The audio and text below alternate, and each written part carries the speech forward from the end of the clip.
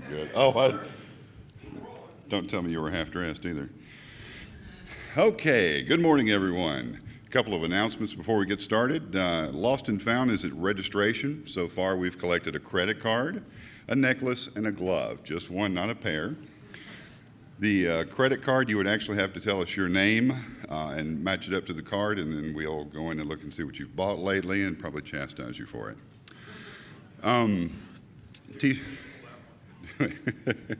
T-shirts are still available at registration. Get them before they sell out. At the noon session, let's see. Oh, okay, that's the next one there. Has anyone been watching the Ustream stuff? Do you guys know that we're Ustreaming? Thank you. Okay, so don't waste the bandwidth by watching the Ustream video here in the hotel. I mean, I know after a couple of beers it's nice to just sit down, but we did provide these big rooms and chairs and all that kind of stuff. So come on in and watch them instead of watching the Ustream video over the local network. You ready? So we'll bring up John Larimer. His talk is on USB Autorun attacks against Linux. That's what's listed in the program, although the slide has something a little bit different, but it's all going to be the same kind of fun. Thanks, guys.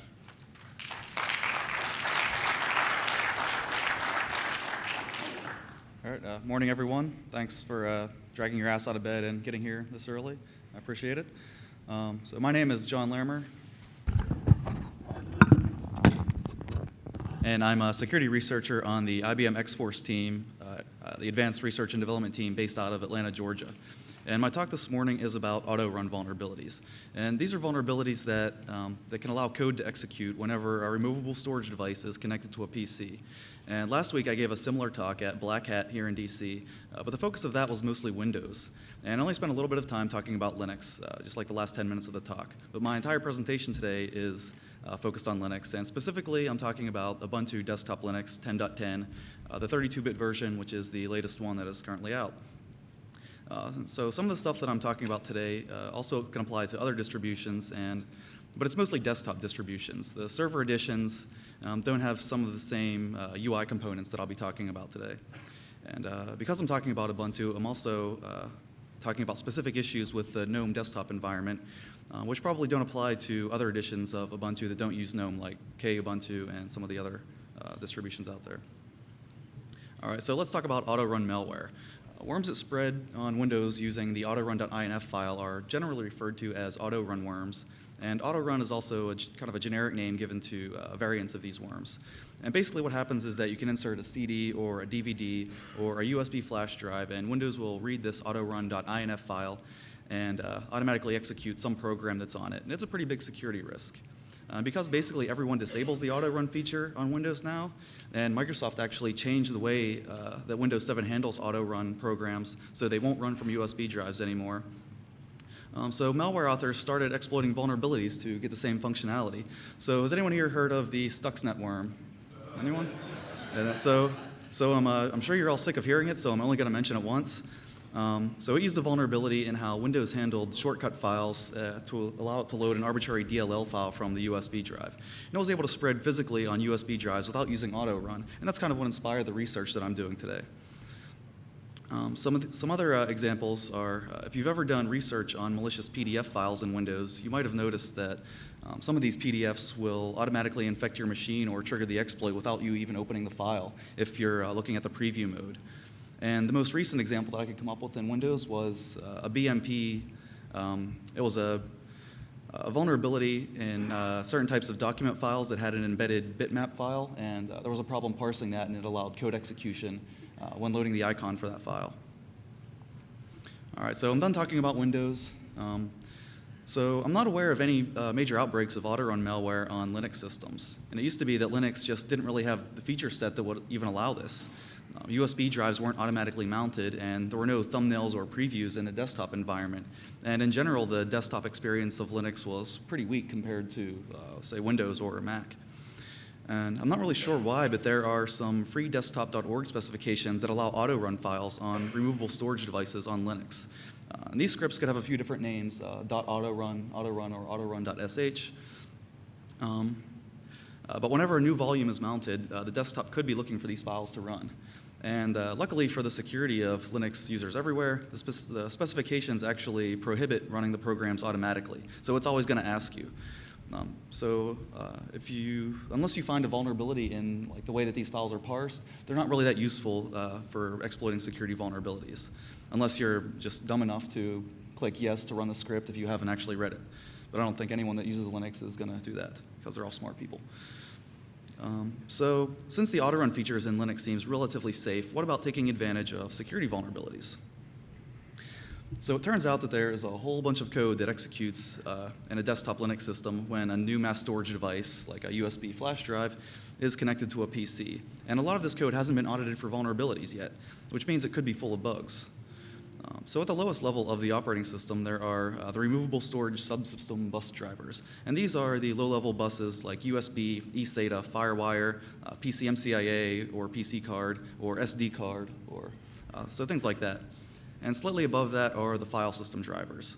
And these drivers are responsible for parsing the low-level data structures on the raw disk sectors that represent files and directories and permissions. So there's a lot of complicated features in file systems nowadays, like compression and encryption. There's journaling and permissions stored there. And there's all sorts of stuff that's represented as metadata in the raw disk sectors themselves. And there's also user mode file system drivers. In Ubuntu, the NTFS driver is NTFS3G, which is a fuse file system driver. And that code, it doesn't run in the kernel. It actually runs as whatever user mounted the volume. And then at the highest levels, at kind of the most abstract and farthest away from the actual physical device code-wise, are the desktop applications that process files. And today, specifically, I'm going to be talking about how thumbnails are generated for files on the desktop. So it's pretty important that you realize that a vulnerability at any of these layers could allow an attacker to gain control of a system just by inserting a USB flash drive, or they could be used to propagate malware. And some of the attacks can be executed remotely, like a thumbnailer file or a thumbnailer vulnerability could be executed or could be exploited remotely. All right, so I'd like to talk a little bit about attacks involving physical access to PCs. And it's possible to exploit vulnerabilities that let you execute code if you have physical access to a machine. And normally that's something that is considered game over. If an attacker has physical access, they could just steal the machine or steal the hard drive. But of course, not all important machines can be 100% physically secure. So there are a lot of security measures that can be taken on the system, like BIOS passwords and full disk encryption. And there are some really awesome attacks against full disk encryption. My personal favorite is the FireWire DMA physical memory access issue. And it's basically a feature of FireWire that a connected device can have access to physical memory on the machine. And it has read and write access. And so there are tools out there that let you connect a computer to another PC over the FireWire port, and it'll unlock the screensaver for you. That's pretty freaking awesome. And there's also the cold boot attack, which is it's kind of lame compared to the FireWire issue. So the way that the cold boot attack works is that you reset the system and boot a minimal OS off of a removable storage device. Or you can even actually remove the memory from the system if you freeze it. And some guys released a paper on this, I think it was last year or 2009. But unless you're actually stealing the memory or swapping out an internal drive, you have to be able to boot off of external media, and that can be easily disabled, or you could just set up a BIOS password to disable that kind of attack. So that brings us to removable storage attacks. And so many desktop operating systems out there will automatically mount file systems on USB devices that are connected to the PC. And that's really only part of the problem, but I'll get into some of the other issues a little later. And you actually don't even really need physical access to attack a machine with a USB flash drive. You can just mail it to someone and kind of social engineer them into connecting it to their computer. Tell them it's naked pictures of their wife on it or something. The interesting thing about exploits involving removable storage is that they can either run in kernel mode or as the currently logged on user, depending on which layer that you're attacking. This means that if the logged on user has full disk encryption enabled or they have TrueCrypt volumes that are mounted, you can read the data directly from those encrypted volumes if you can execute code as in the same context of the user. And that's one of the reasons why I think that this type of attack is pretty serious, and it's important that you protect yourself against them if you care anything at all about security. So first off, I want to talk about how the USB drivers work in Linux. The USB drivers live in the drivers USB directory of the Linux kernel source tree. And the host controller drivers deal with the host controller, and that's the part of the USB architecture that facilitates communication between the operating system and the individual USB devices. And then there's a hub driver that handles USB hubs, which are similar to Ethernet hubs. At least they offer kind of a similar functionality that you can plug a lot of USB devices into a single hub and connect it to a single USB port on the machine. And drivers for individual USB devices or device classes, like the mass storage class, register themselves using a function called either USB register or USB register driver. And this lets the USB subsystem know which vendor and product IDs that the driver works with.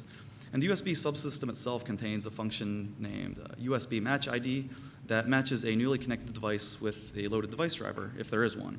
So knowing how the Linux USB subsystem works is pretty important if you're looking to exploit vulnerabilities in USB drivers.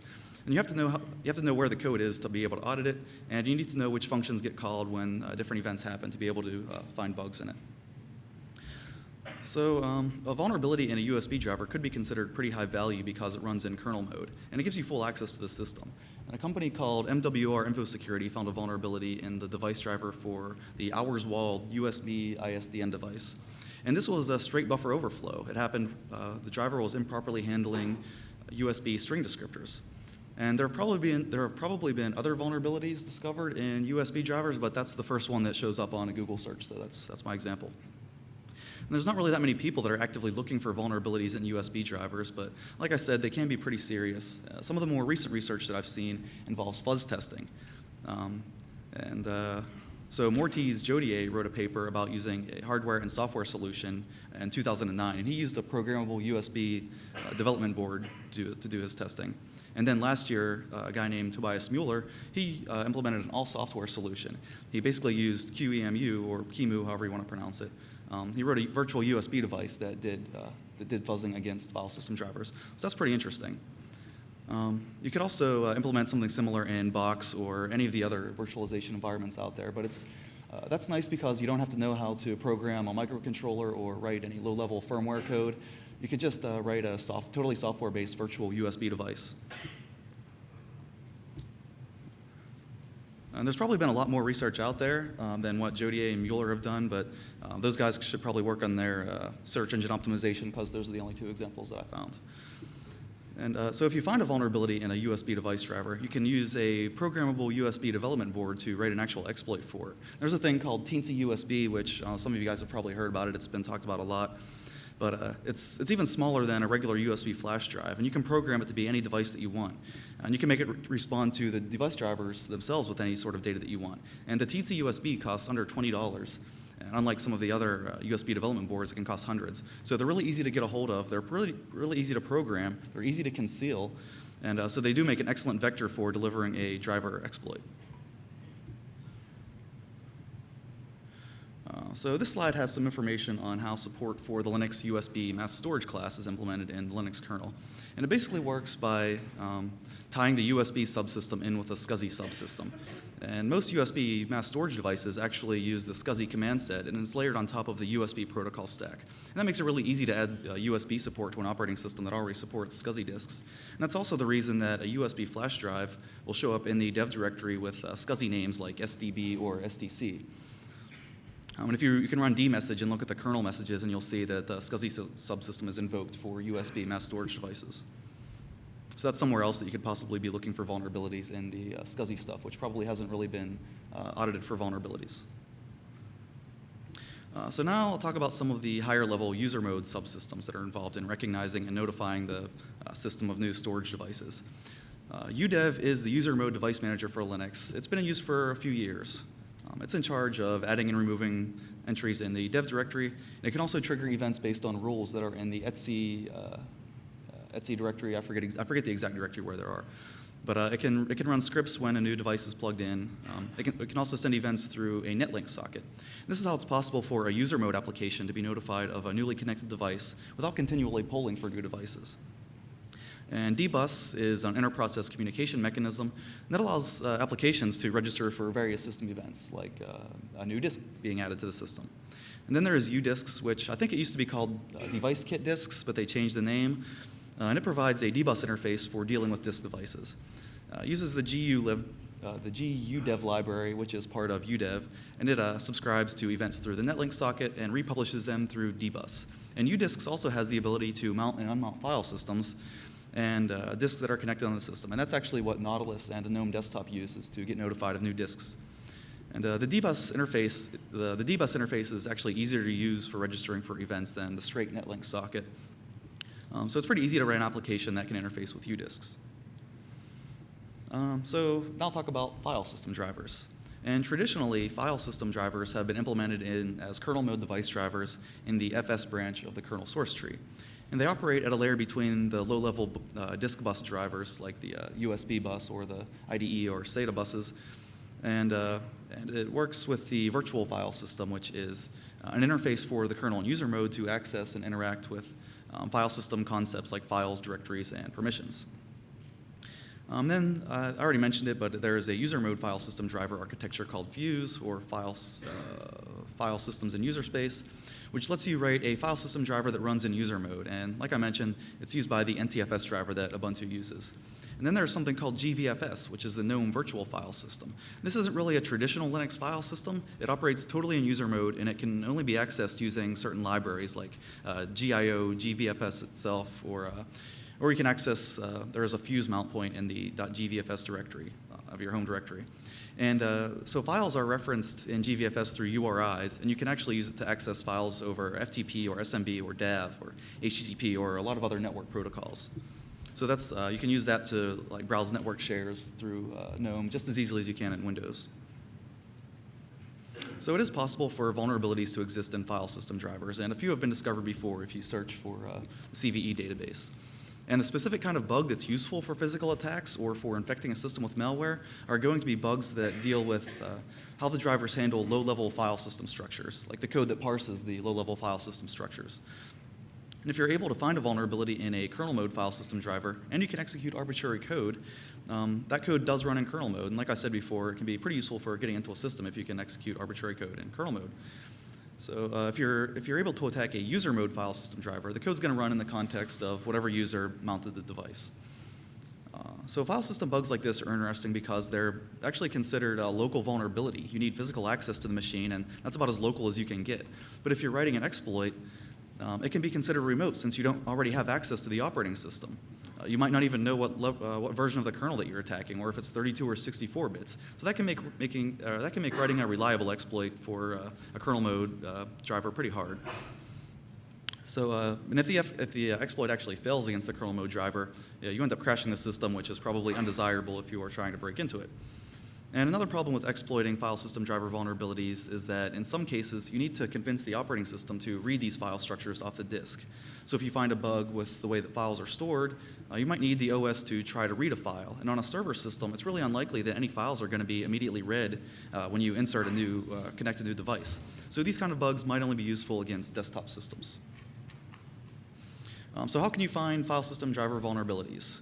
Well, you can get a copy of The Art of Software Security Assessment by Mark Dowd and John McDonald and Justin Shmoo and read all the source code. That's kind of the hard way to do it. But you can also use automated static analysis. So for example, use lint or clang, or a commercial solution like Fortify or Veracode or the Rational Software Analyzer that is made by my employer, IBM. You can also fuzz file system drivers, and Linux actually makes it really easy to do this because basically any block device, such as a file, can be mounted as a volume. And people have done this for years to, for example, adding swap space to their system. You use DD to create a large empty file, you format it with a file system, and then you can mount it. And TrueCrypt is also able to mount files as a file system. So one way that you could use this for fuzzing is to create a file, format it with a file system image, and then randomly change bits. And of course, you can also make your fuzzing a little bit smarter if you know a lot about the actual format of the file system structures themselves. You can also take advantage of some of the more advanced fuzzing techniques. If you're running in a virtual machine, you can do some code coverage analysis or taint analysis, like Charlie Miller and Ben Nagy are always talking about. All right, so now I'm going to get into some of the higher levels of the operating system.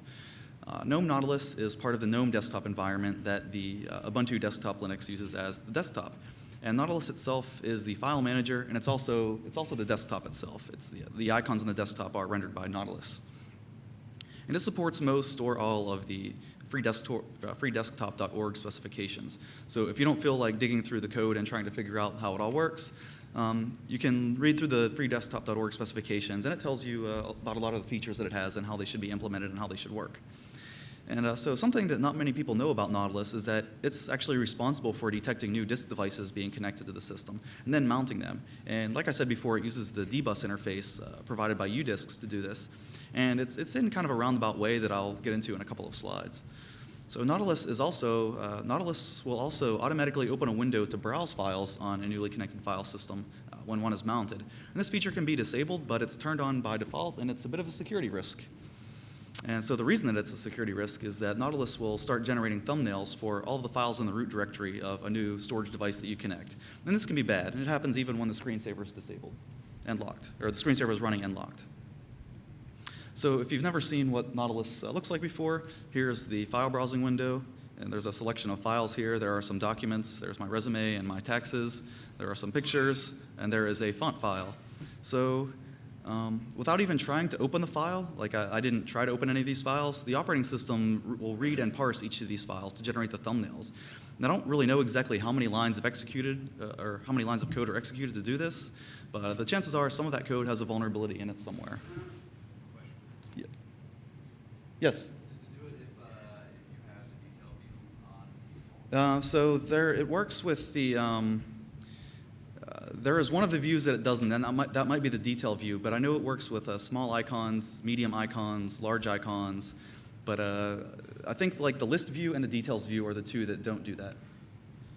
So if you have that set, it won't. Yeah, you can also disable thumbnail generation, which I'll be talking about also. So yeah, either use one of the views that doesn't generate a thumbnail or disable the thumbnail generation. Thanks. So here are the settings for what happens when you insert a new device.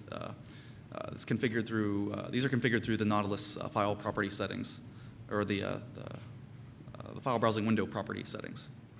So the first window that you see here is the Autorun settings.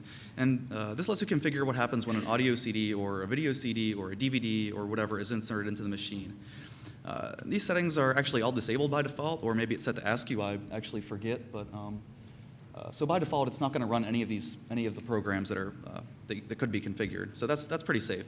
It's nice and secure. And Windows 7 works the same way. But the one thing that is enabled by default is the setting at the bottom, browse media when inserted.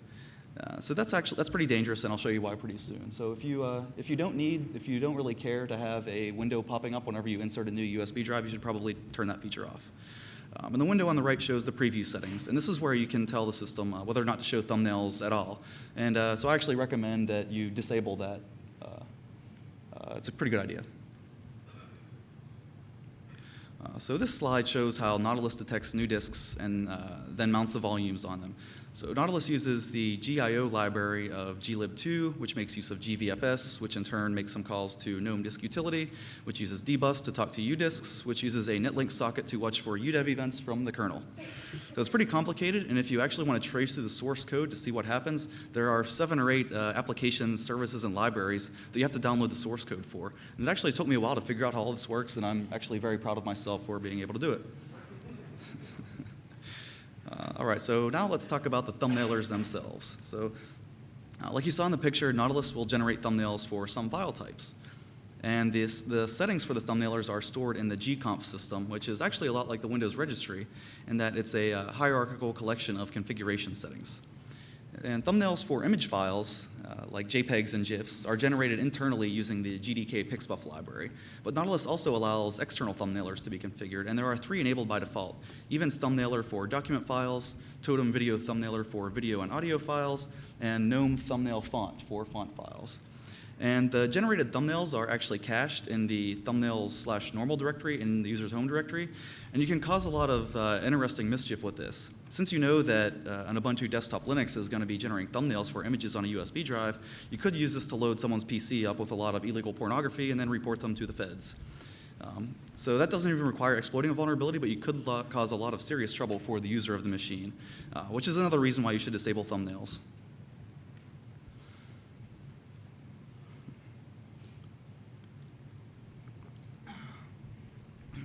So when Nautilus wants to generate a thumbnail for an image, it uses the GDK pixbuff library. And this library relies on some of their external libraries for some of the image processing. And it uses libpng, libtiff, and libjpeg. And if you've been following the vulnerability space for a while, you'll probably remember that all three of these libraries have had security vulnerabilities reported at one time or another.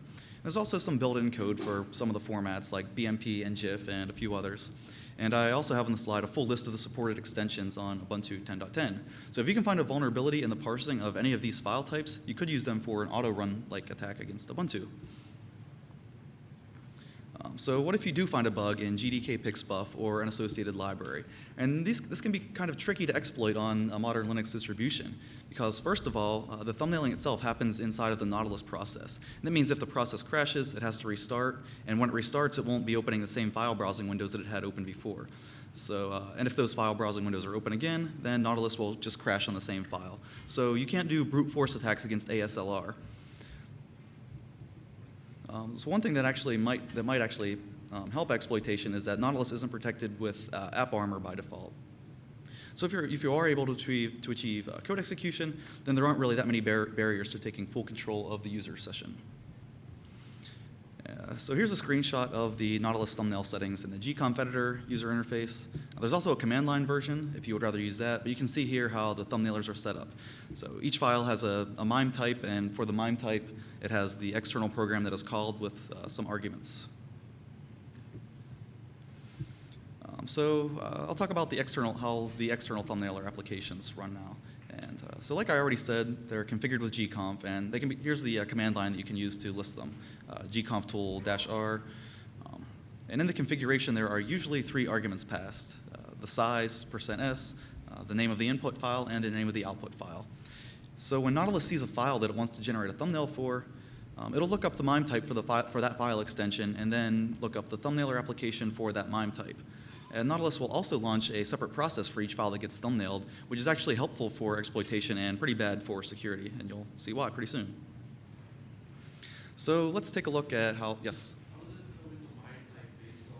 So the MIME types are stored in I think it's the user share MIME directory or MIME types directory, and there are a lot of XML files there that contain a kind of a glob version of what extension, and it has like the name of the file type, a description of the file type, and the extension. So there are API calls that you can make to figure out which MIME type works for a certain file extension. No, so it's based on file extension? Yes. So the settings are stored based on the MIME type, but it gets the MIME type from the file extension. It doesn't look at the like the magic value or anything in the file header. It's purely based on the file type or on the file extension. So if there are vulnerabilities in one of them, you probably masquerade the extensions. Yeah. So there's all sorts of tricky things that you can do with that too. Thanks. So let's take a look at Events Thumbnailer, which is part of Events. It's the GNOME document viewer, and it's what a lot of people use for reading PDF files on Linux. And it's generally considered to be a safer alternative to Acrobat, but it's really not that much safer. So it supports a pretty wide range of document types. There's PDFs, Deja Vu documents, CBR, which is kind of a comic book format. It's basically a zip file full of pictures, DVI, PDF, and PostScript. And to generate a thumbnail, what Events Thumbnailer does is render the first page of the document to use as the icon. And some of the formats are parsed using external libraries. I think PDF and PostScript are both parsed with external libraries. But DVI files are parsed with a library that's included in the Event source distribution itself. And Events Thumbnailer is the only thumbnailer that's protected with both PIE, or Position Independent Code, and with AppArmor. But I'll get into both of those things a little bit later. The other thumbnailer, Totem Video Thumbnailer, it's part of the Totem Video Viewer, and it supports a whole lot of formats using third-party libraries. And a lot of these libraries have had vulnerabilities before, and a lot of them probably still do. So when I have the list of extensions here, I pulled these from the XML files that store the MIME type information. So I pulled the settings from the thumbnailer settings, got a list of all the MIME types that were for video, and then used the XML files to figure out what the file extensions actually were. So that's where I got these extensions from. Totem Video Thumbnailer is not protected by PIE or AppArmor. And then the last one is GNOME Thumbnail Font. And this generates thumbnails for a few different types of fonts, and it uses the FreeType library. And like basically every other piece of software out there, FreeType has had some vulnerabilities in it in the past. and it's not protected by PIE or AppArmor either. So what about mitigations? So let's say you found a vulnerability in one of the thumbnailing libraries or programs. Ubuntu's, I think it's probably one of the more secure Linux distributions out there by default with pretty reasonable security settings. There is NX, which allows non-executable memory to work, ASLR, which is address space layout randomization, and it's basically enabled for everything. Basically, any allocated memory is going to be at a random location, the stack and the heap and wherever libraries are loaded. PIE is position-independent executable, and that's something that's actually really needed for ASLR to be effective at all, because without it, a binary will be loaded at the same location every time it's run, so you can use return to text or ROP techniques. But not every binary is compiled with PIE, so that's something to look out for. There's also something called AppArmor, which is kind of like a firewall for applications that can restrict which system calls can be made. It can be used to deny access to certain files and directories regardless of what the operating system permissions are. This can be used to prevent successful exploitation of an application because your shellcode is kind of run in a jail, and if the process itself doesn't have access to certain files, or if it can't launch another process, then it really limits what you can do with an exploit. So if you've been following exploitation for the past couple of years, you'll know that NX can be bypassed using return-oriented programming or return to libc techniques. And that's where ASLR comes in, which mitigates ROP, because for ROP to work, you need to know the address of certain libraries in memory. And AppArmor can actually be pretty tough to get around, but there are some weaknesses. And first of all, the protection is defined in profiles that are configured per application. So if there's a weakness in a profile, it can be used to escape the AppArmor jail. And there are actually some things that AppArmor can't protect against. And an example of this is if an application is allowed to make local network connections, you could use the X11 libraries to connect to the X server and get the X server to do things on your behalf that you might normally not be, or that you might not normally be able to do with AppArmor.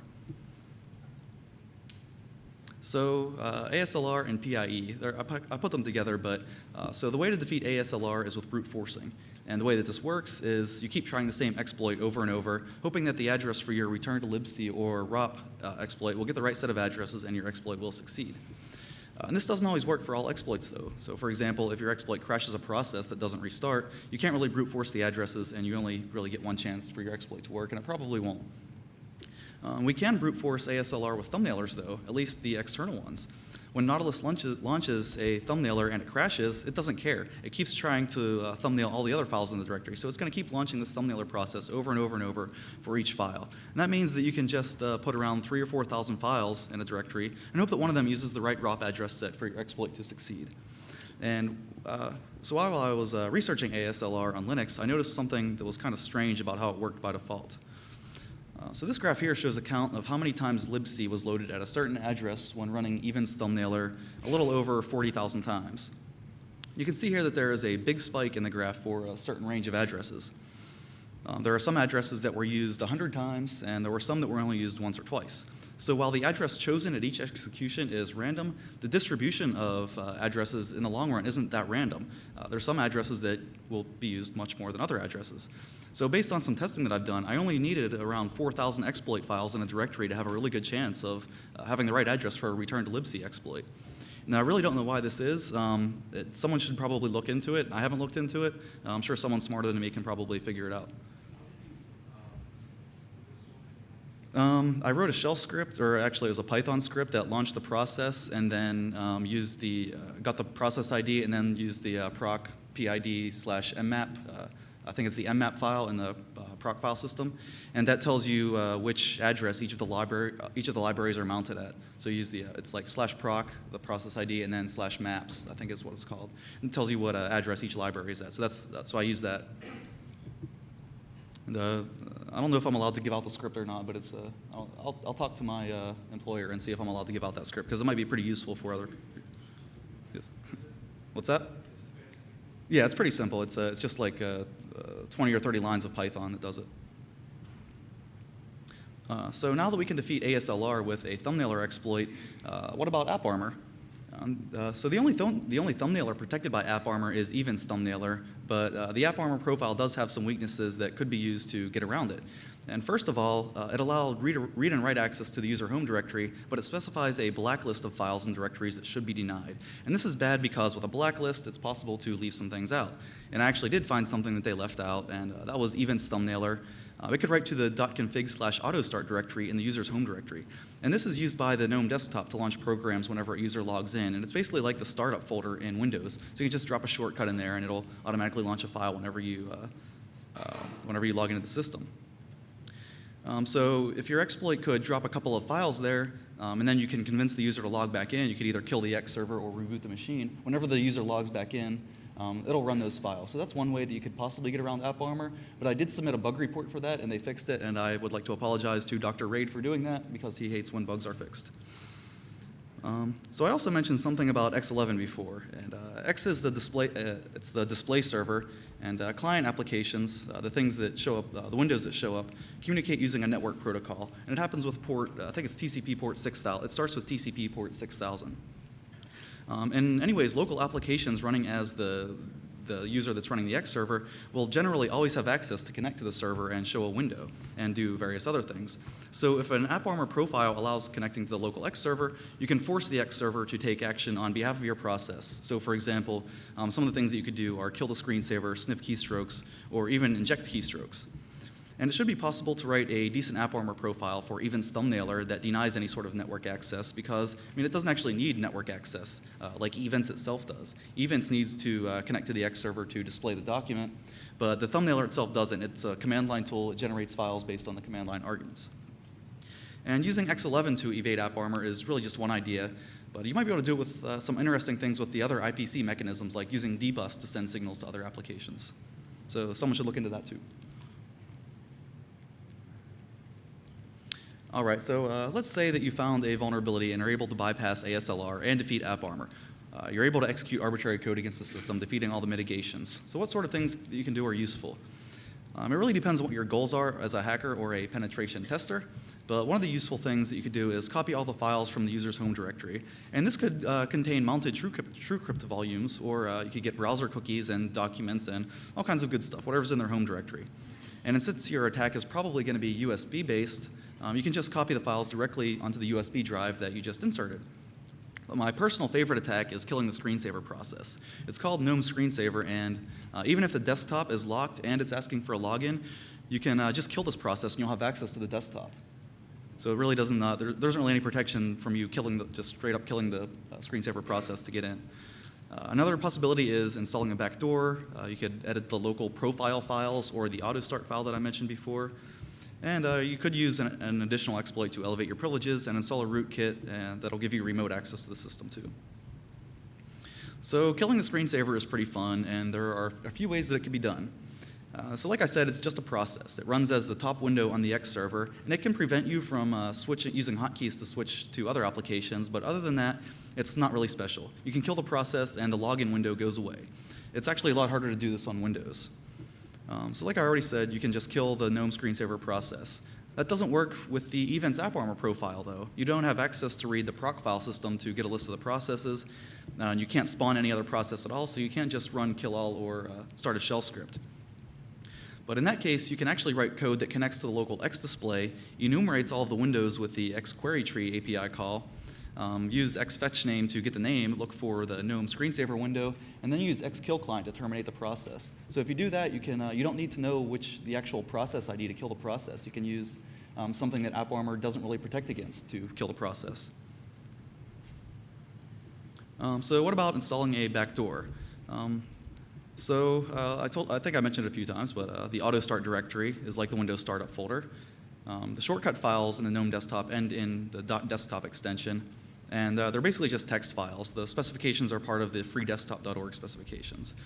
You can also use the .profile or .bash profile scripts that are executed whenever a user logs in. And so your script could either download a remote access Trojan from the web or copy one from the USB drive. So it's really not that complicated if you want to kind of remain having remote access. All right, so now I'd like to talk about some zero-day, and by zero-day I mean several weekday, since these bugs were reported in December and they were fixed earlier this month. And once again, I apologize to Dr. Raid for doing that, and he really hates when bugs are fixed. So I found 4 vulnerabilities in Events dealing with the way that it processes external font files used by DVI documents. And DVI files are generated from LaTeX documents, and I don't know anyone that actually uses them for over something like PostScript or PDF, but Ubuntu's build of events does handle them, and I think Mandriva Linux does too. Fedora, I don't think does. But anyway, since events does handle them, it's a perfectly legitimate target for bug hunting. And the bugs I found were all memory corruption bugs. I found them all manually just by reading the source code. I didn't do any fuzzing or automated static analysis. So if you actually tried those things, you'll probably find a lot more bugs. So you can do that and have them all fixed. I found, so at least 3 of them could be used easily for code execution. The other one I'm not too sure about, but it is a heap overflow, so I'll just assume that it can be used to execute code. And one of the interesting things about this bugs is that they're actually easiest to exploit using a USB drive as the attack vector. The font files that you specify in the DVI file can be absolute or relative path. So if the file system doesn't find the font in the normal font directories that it's going to look in, it can use the relative or absolute path. And the relative path is relative to the user bin directory where events is, so it's not that useful, but being able to specify an absolute path is really comes in handy because all USB drives are mounted in the media directory with a name that comes from the volume name. So this means it's really easy to predict where your file is going to be and where your font files are going to be. It's actually pretty hard to exploit something like this remotely, like if you send someone a zip file with these multiple documents, because if they extract them, the font file has to be on the file system before the DVI file is parsed, and you don't really know where they're going to extract it. So like I said, USB is actually the easiest attack vector for something like this. All right, so take a closer look at one of these bugs. And this one is CVE 2010-2640, and it's a bug in the handler for .pk font files. And this file, pk.c, is part of something called mdvi-lib. It was written in the year 2000, and it hasn't really been touched since then. I actually noticed that there were some security advisories from Mandriva Linux that they identified other libraries that were using similar code. So definitely check that out if you're worried about this kind of thing or if you want to find some more bugs. And this is a pretty good reason why open source projects shouldn't really include bundled libraries. mdvi-lib should have been maintained separately, and so any other application that was using it could be patched, but really it's hard to say what applications are using without downloading all their source and just checking for it. But basically any application that's going to process DVI files may be using this library. So take a look at the code. First of all, look at CC, int CC at line 425. It's a signed integer. You can see that it gets assigned from the fu get4 function, which reads a 4-byte or 32-bit unsigned integer from a stream. And it doesn't really matter that it's reading and returning an unsigned integer. CC itself is signed. And you can also see that further down there are 4 other values that are read from the file and assigned to various variables. And a few lines down from this, you can see that CC is used as an index into an array of structures. You can also see that some of the values that were read in are all assigned to a member of these, one of these array structures. And there's a check earlier in the code to make sure CC isn't outside of the bounds of the array. It'll actually reallocate the code or reallocate the array if it's too large, and there were actually bugs in that too that they fixed. But there was no check to see if it was negative. So this bug lets us write an arbitrary value to a semi-arbitrary location in memory. And it's semi-arbitrary because it's relative to the location of font chars, and it needs to be lower on the heap than or a lower value on the heap than the font chars array. And there's also an alignment issue. So each entry in the font chars array is around 80 bytes, and it's a structure called DVI font char, and we can only control a few of those 80 bytes. So anything that we want to overwrite has to kind of overlap and line up correctly when using a negative index into the font chars array. So when you first look at this, it doesn't seem like it's going to be something that's really easy to exploit. So I actually did find something that could be overwritten. So we can write to an address that is relative to, I already said this, but we can write to an address that's relative to the font chars array on the heap. And because of ASLR, we have no idea where the stack is, so we can't just overwrite the return address of a function on the stack. What we can do is look for a function pointer on the heap. And luckily, there actually is one. This code's in fontsearch.c, and it's the code that tries to find a font file that's specified in the DVI file. And specifically, this takes the name of the font specified in the DVI file and runs a search function to find it. And each separate supported font type has its own kind of DVI font info structure that lets you specify a custom search function. And these structures are on the heap, and they come before the font chars array. So we can overwrite ptr info.lookup way down there at the bottom with an arbitrary value and take control of EIP. But of course, getting EIP is really only half the battle, and as everyone in this room probably already knows. And this slide shows what the DVI font info and DVI font char structures actually look like. So to make a successful exploit, we need to make sure that certain members of the DVI font char structure line up with the lookup member of the DVI font info structure in memory. And you can see here that the width, height, X and Y values that are read from the DVI file as 32-bit integers are actually only 16 bits in the structure, so that's something else that's kind of a pain to deal with when exploiting this. So without AppArmor, it's actually possible to write a really elegant exploit for this that doesn't even require shellcode. You can overwrite ptr info.lookup with the address of system in libc. And the first argument to lookup, it's called name, is actually specified in the DVI file. So we can run system with an arbitrary string parameter. We control the function and we control the first argument.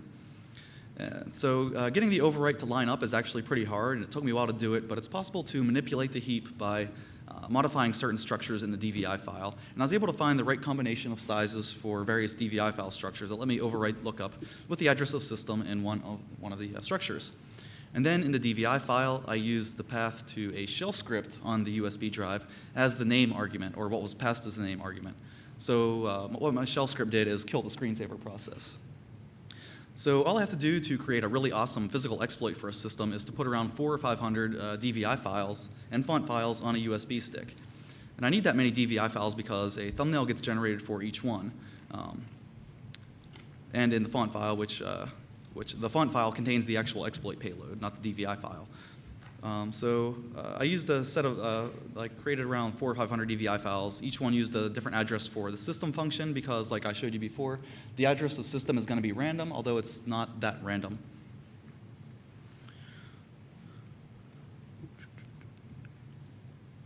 So the big problem I ran into when working on this exploit was AppArmor. So all of the stuff that I just talked about just isn't possible with AppArmor. I do have some ideas on getting around it, though. So first of all, the PK font files have the extension PK600, and the AppArmor profile prohibits reading of those files. Only certain extensions it's allowed to read, which means that if you have a legitimate document that is trying to read one of these files, it's not going to work. So that was actually pretty easy to work around. I ended up creating a symlink named something.pk600 that linked to the real font file, which had a PNG extension, and this was enough to bypass this particular restriction in AppArmor. And second of all, and this is the really tough one, AppArmor won't let us execute an arbitrary process. We can't spawn a new process. We can't use the system function to run a script. And there actually is a way that we can get around this, at least to do the type of exploit that I'm trying, but it's kind of hard to do, and I haven't actually been able to pull it off yet. But here's my idea. First of all, you need to use ROP to write a second stage shellcode loader. You need to be able to call mmap to create an anonymous memory mapping with write and execute permission. And then you need to open the file, read it into memory that you just allocated, and after that, jump to that code in memory. So the second stage shellcode that you just loaded can search the process's memory space for the X11 libraries using like an egg hunt technique or something, and use the X11 APIs to enumerate the windows and kill the screensaver like my other slide had. So I've tested each one of these things individually, but I haven't had a chance to get the whole thing working yet. So I know it's theoretically possible to pull this off, but I just haven't had a chance to find all the ROP gadgets that I need for the second stage shellcode. So my demo for this exploit is actually kind of lame. I had to disable both AppArmor, and I actually disabled ASLR too because the demo takes too long with ASLR and it's not as reliable as I would like it to be, and I want the demo to actually work. So let's see.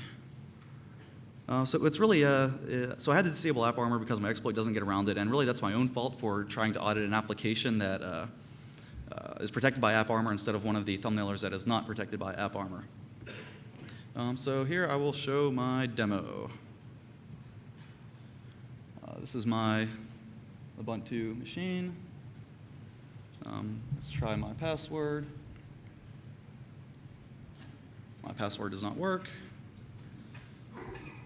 So here's my magical cyber weapon USB flash drive. Plug this in, and hopefully it connects it. There, the little light is blinking. Blink, blink, blink, blink, blink.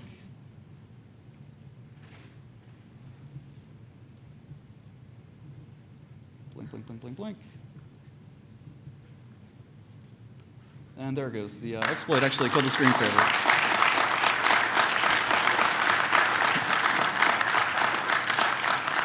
Thanks.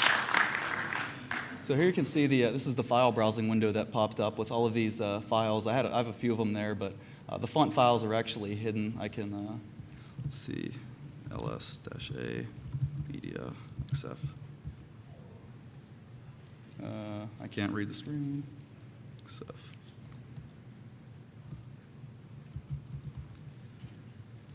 ls. Oh, okay. Thank you. I can't see the screen. media/xf. X. I'm going to do -a. So there you can see the DVI files and then the font files that are specified. And if I do strings on one of these, owned 116-2. Anyways, I'll just skip that part, but the DVI files end up linking to the .pk600 files, which actually cause the exploit. All right, yeah, so my time is up, so if you guys have any questions, my Black Hat DC paper was called Beyond Autorun. Send me an email, jlarimer@gmail.com, jlarimer@us.ibm.com, Twitter, Shy Demeanor, Freenode IRC, I hang out in #RE. On Reddit, I hang out in the R NetSec and R reverse engineering. My nickname is Roswell. And don't forget to use the feedback.shmoo2011.org for feedback. Thanks.